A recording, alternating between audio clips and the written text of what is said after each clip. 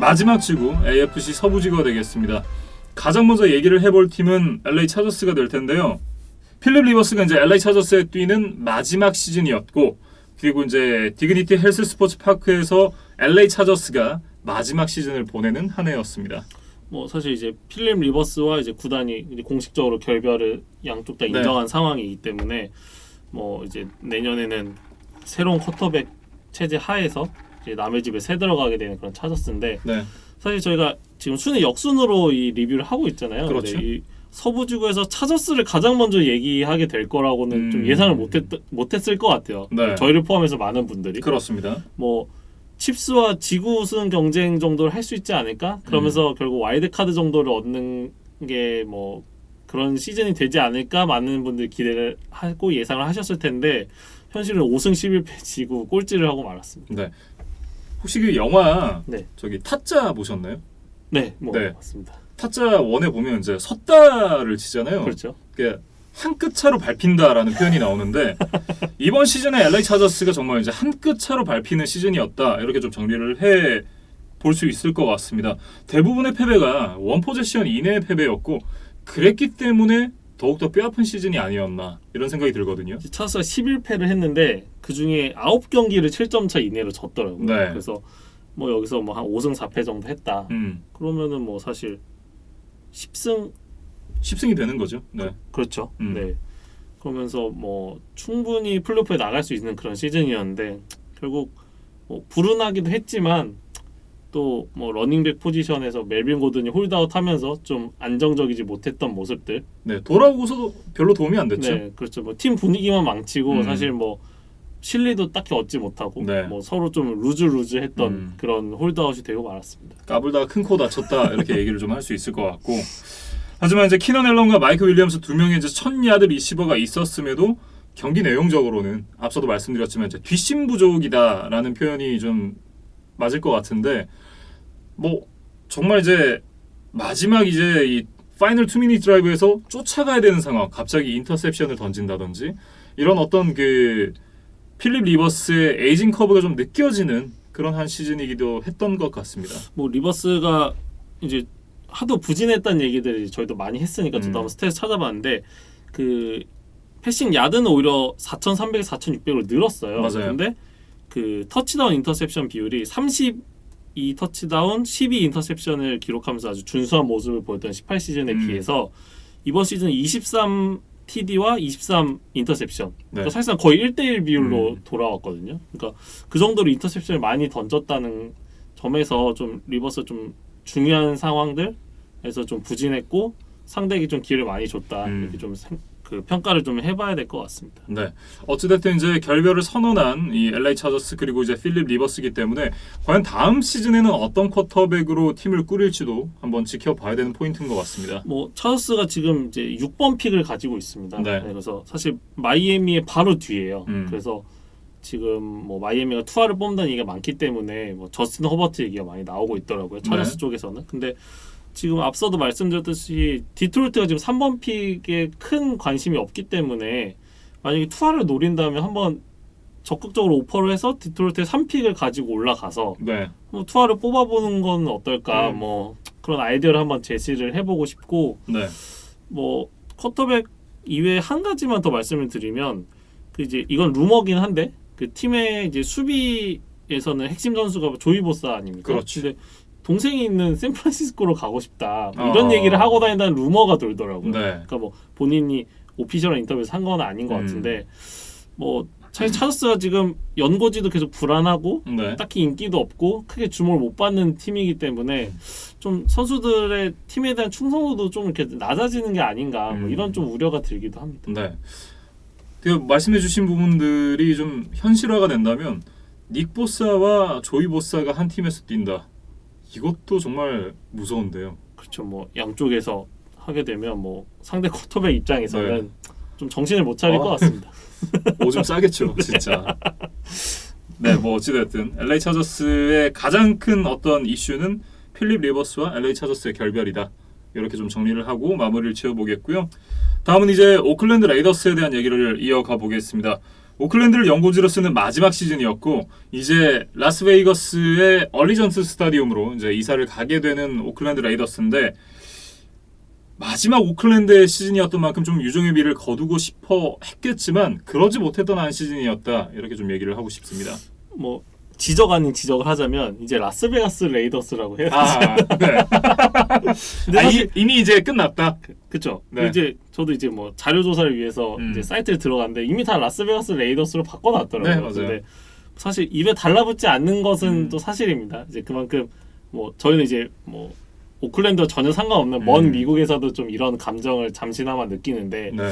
오클랜드에 계신 이제 현지 팬분들께서는 좀 많은 상실감을 좀 여전히 가지고 있을 그렇죠. 것 같다는 점 좀 안타깝게 생각을 네. 합니다.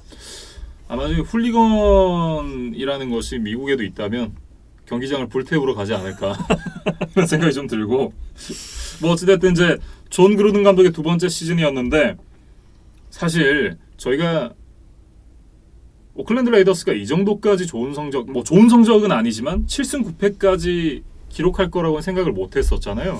그쵸. 뭐 사실 뭐 시즌 전망에서는 뭐 지구 3위, 4위 정도를 오갈 것이다 이런 예상을 많이 했었고 네. 근데 사실 그 시즌 중반까지 6승 4패까지 가면서 사실 플레이오프 희망이 분명히 보이는 상황이었어요. 네. 근데 그 12주차 제츠에게 31점 차 패배 네. 이어서 13주차 칩스에게 또 31점 차 패배를 당하면서 좀 많은 동력을 잃었고 그 두 경기를 포함해서 4연패를 하면서 결국 플레이오프 경쟁에서 조금 멀어졌던 레이더스였습니다. 네.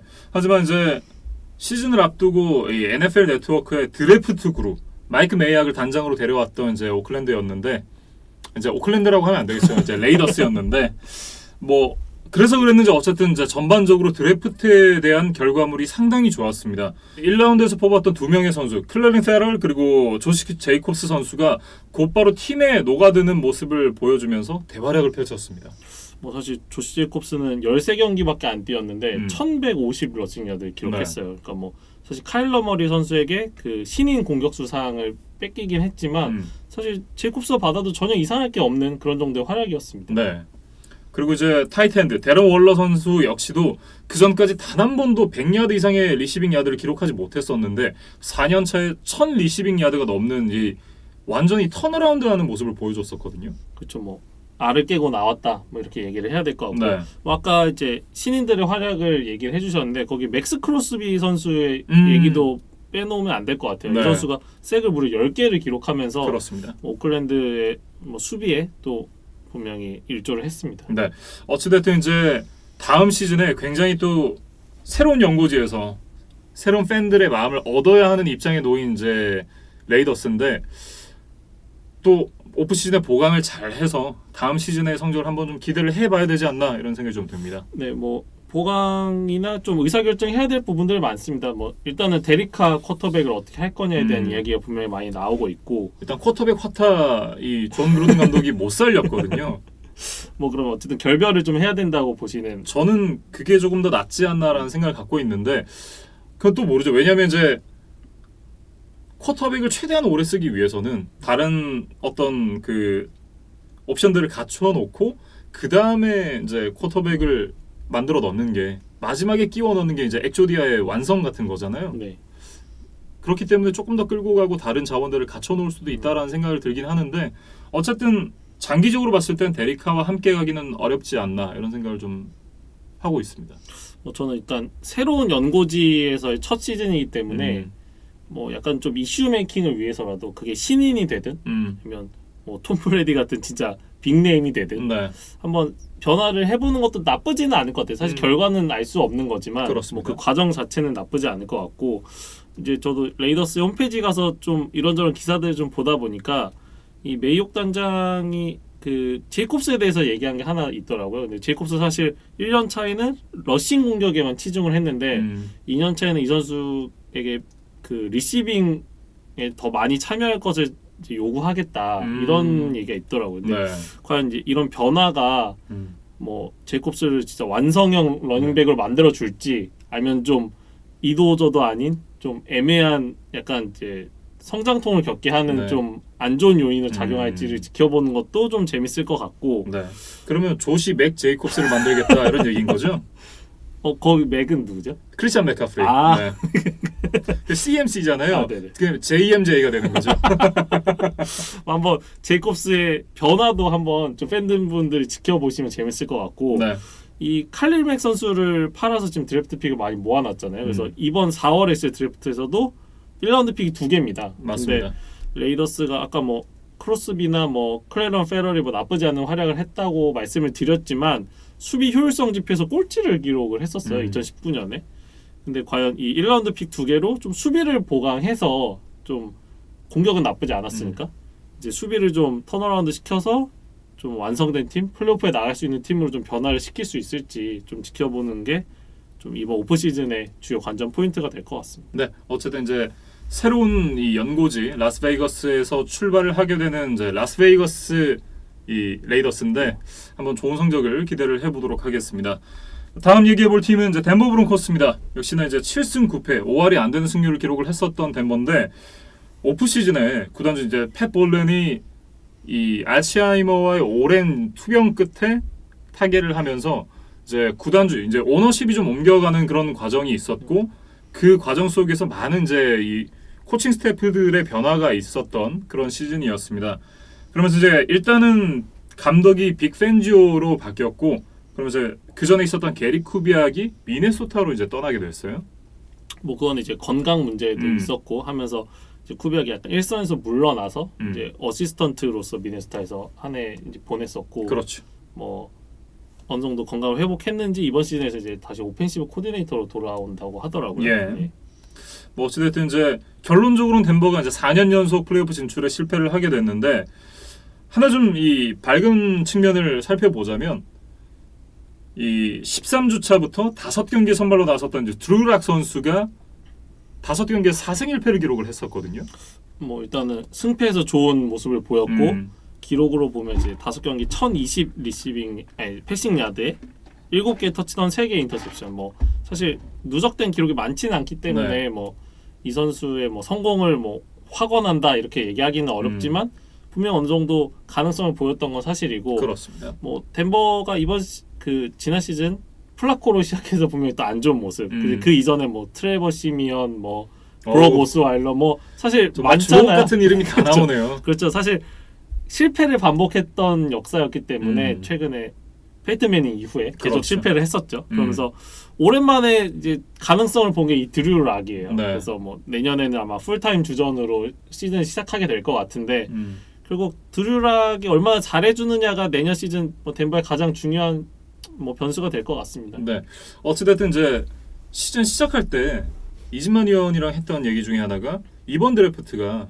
그리고 이번 드래프트의 결과가 이 존 엘웨이 단장에게도 굉장히 중요한 것이 오너십이 바뀌었고 최근에 드래프트에서 계속해서 실패를 겪어왔었던 존 엘웨이 단장이기 때문에 이번 이제 드래프트 결과 굉장히 이 단장 자리에 치명적인 이제 결과를 가져올 수 있다 이런 얘기를 했었던 게 기억이 나거든요. 근데 어찌됐든 이번 드래프트의 결과가 썩 나쁘지 않았습니다. 이 1라운드에 뽑았던 타이트엔드 노아 펜트가 굉장히 좋은 모습을 보여줬었고 그리고 이제 말씀드렸던 대로 이 드루락 선수가 일단 가능성을 또 보여줬고 뭐 그러면서 다음 시즌 한번 좀 바라볼 수 있는 그런 이 어떤 가능성을 본 한 시즌이었다 이렇게 좀 평가를 할 수 있을 것 같아요. 뭐 저희 리시버 쪽에서도 그 샌프란시스코로 이제 임마뉴엘 샌더스가 떠났지만 이제 코틀랜드 서튼이 넘버원 리시버를 확실히 발돋움을 했습니다. 그렇습니다. 뭐 1100야드 이상의 리시빙을 해냈고 뭐 사실 수비 쪽에서 보면 본 밀러가 조금 부진했어요. 네. 최근 그러니까 2014년 시즌부터 2018년 시즌까지 5시즌 연속 두 자릿수 이상의 색을 항상 기록해줬던 본 밀러인데 이번 시즌 8.5개로 8개군요. 8개로 이제 조금 부진했는데 뭐 사실 이건 본 밀러에게 책임을 다 떠넘기기보다는 브래들리 첩이 이제 4주차 이후에 시즌 아웃된 게 좀 크지 않았나. 그러니까 좀 반대쪽 사이드에서 본 밀러를 도와줄 수 있는 브래들리 첩이 없었던 게 좀 수치적으로 좀 부진한 그런 결과로 나타나지 않았나 뭐 이런 생각을 좀 해봤습니다. 뭐 어찌됐든 여러 가지 포지션이 그래도 어느 정도 갖춰져 있는 팀이다라는 생각이 드는 팀이기 때문에 또한 이제 오프 시즌에 어떻게 보강을 하느냐가 굉장히 또 중요할 것 같다는 생각이 드네요. 사실 이제 넘버원 코너백 크리스 해리스 주니어 이 선수가 지금 FA로 좀 이탈할 우려가 좀 있습니다. 그래서 네.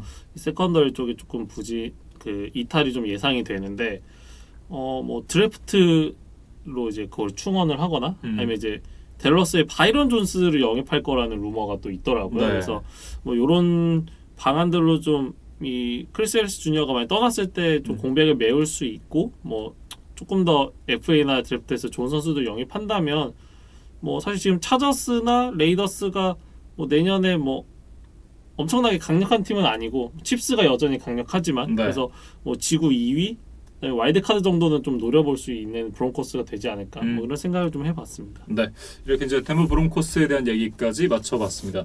마지막 이제 AFC 쪽에서는 한 팀만이 남았는데 공교롭게도 지난 54회 슈퍼볼의 우승팀 캔자스시티 칩스가 되겠습니다.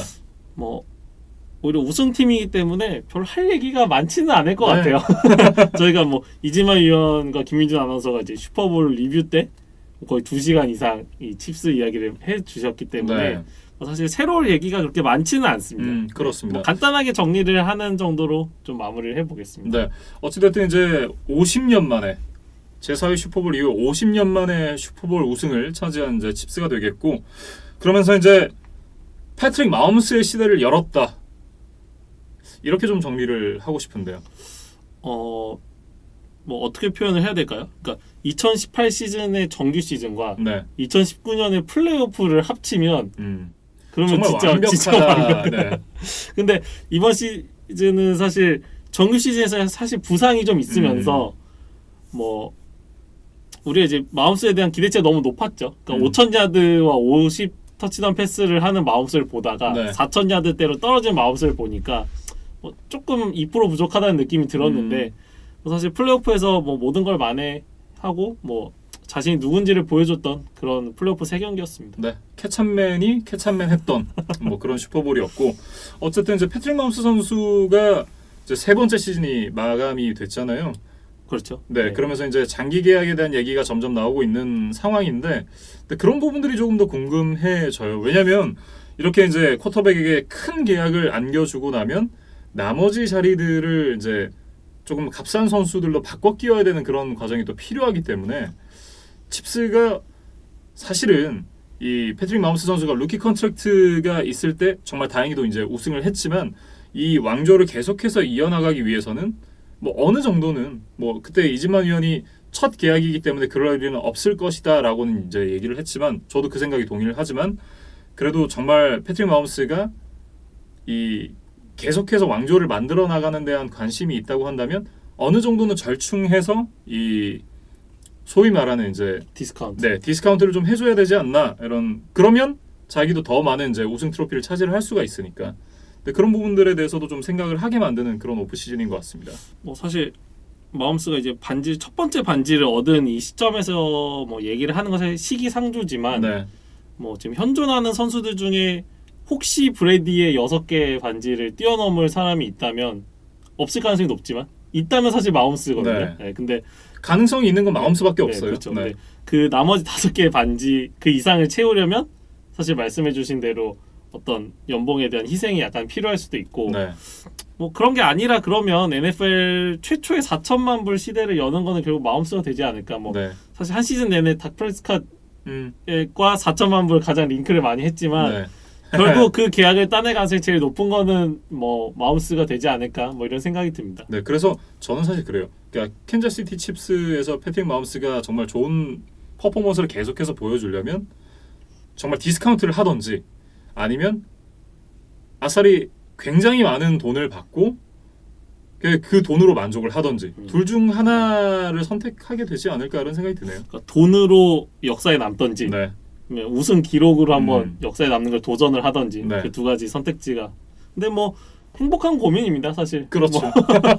뭐 사실 평범한 선수들은 뭐 선택을 할 수 없는 그런 선택지들이잖아요. 네. 네, 사실 그렇습니다. 다른 선수들은 이제 구단의 선택을 받느냐 마냐가 보통 더 많죠. 뭐 이제 마리오타 같은 선수들 네. 좀 생각하면 좀 짠하기도 한데 뭐 마음속에 그런 선택지를 갖고 있다는 것만으로도 아마 네. 지금 뭐 행복할 것 같습니다. 네. 근데 그 선택지와 관련해서 좀 얘기를 해보면 결국 뭐 당장 이번 시즌에 관심 가는 선수가 크리스 존스예요. 지금 FA 랭킹 2위 정도로 평가를 받고 있는데 네. 만약 마홈스가 연장 계약을 하고 근데 디스카운트를 안 한다. 그럼 크리스 존스를 사실 잡기는 어려울 겁니다. 그렇죠. 그러면서 이제 그 뭐 와이드 리시버 누구였죠? 세미 와킨스. 네, 세미 와킨스 선수가 당장은 제일 먼저 나가리 될 가능성이 높다 이런 얘기도 나왔었는데요. 뭐 아마 슈퍼볼 리뷰 때 이지만 위원이 그 부분에 대해서 아마 한번 좀 짚어주셨던 기억도 나는데 뭐 사실 이런 뭐 리시버진이나 수비에서 이런 핵심 피스들이 없다면 뭐 칩스가 내년에도 뭐 당연히 우승을 한다 이렇게 생각할 수는 없을 것 같아요. 네. 뭐 어찌됐든 이제 캔자스시티 칩스가 첫 번째 우승을 이제 마홈스 체제 아래서 첫 번째 우승을 만들어냈는데 이 성공이 어디까지 이어질지도 한번 좀 지켜볼 만한 그런 포인트가 될 것 같습니다. 근데 뭐 여기서 저는 좀 한 가지 좀 재밌는 얘기를 해보자면 그 칩스가 내년에도 우승을 하게 되면 이게 슈퍼볼 2연패를 하게 되는 거잖아요. 네. 근데 뭐 어떤 스포츠든 마찬가지지만 사실 2번 연속 리그를 우승한다는 게 정말 어려운 일입니다. 그 마지막에 혹시 2연패를 한 NFL 팀이 어느 팀은 좀 기억이 나시나요?